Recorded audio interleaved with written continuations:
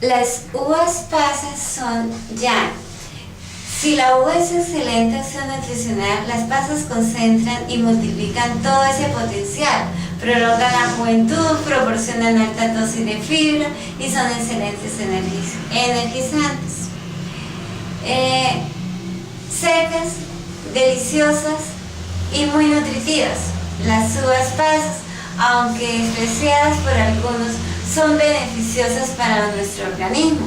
Incluso los expertos recomiendan su consumo a los deportistas y personas con una actividad exigente debido a su cantidad de azúcar. Sin embargo, aunque son excelentes energizantes, las pasas son bajas en calorías, grasas, sodio y colesterol.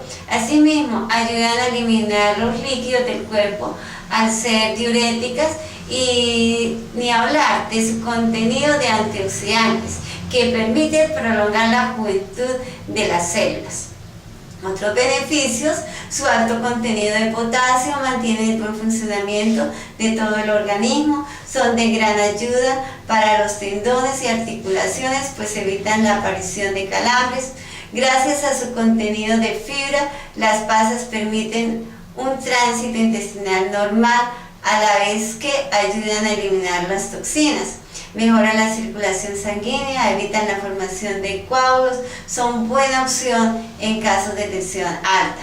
Sus dosis altas de energía unidas a su contenido de vitamina B hacen de las pasas un alimento ideal para quienes sufren de depresión, ansiedad o irritabilidad. Por tener hierro se recomienda como coayudante en el tratamiento de la anemia. Importante: los beneficios de las uvas se encuentran en forma concentrada en la uva pasa, a excepción de su contenido de vitamina C, que desaparece totalmente en proceso de secado.